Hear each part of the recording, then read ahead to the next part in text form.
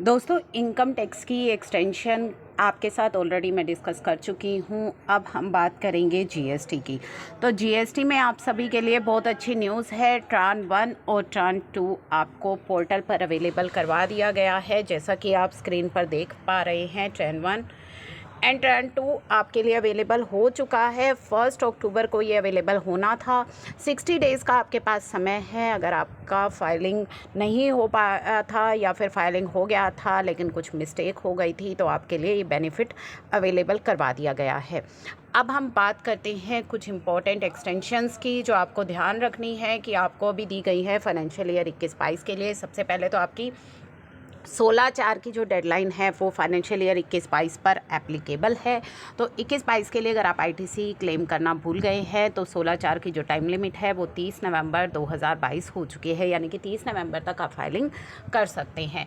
इसके अलावा दोस्तों, आपकी जो GSTR 1 है, ठीक है, GSTR 1 में अगर आपसे कोई गलतियां हो गई है, कोई एरर है या ओमिशन है, कोई गलती हो गई है, कोई इनवॉइस दिखाना भूल गए हैं, तो वहाँ भी 30 नवंबर की ये डेट हो चुकी है।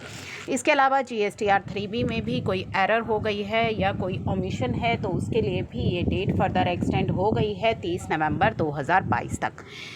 अब क्रेडिट एंड डेबिट नोट की बात करें तो credit and debit note issue करने की जो डेट है वो भी आपके लिए 30 नवंबर 2022 हो चुकी है। इनकम टैक्स की नोटिफिकेशन ऑलरेडी आपके साथ शेयर कर चुके हैं, जहां पे वेरियस ऑडिट की जो डेट है, जो 30 सितंबर 2022 ड्यू डेट थी, उसमें 7 अक्टूबर तक एक्सटेंशन आपको दे दी गई है। तो ये कुछ इम्पोर्टेंट अपडेट्स हैं।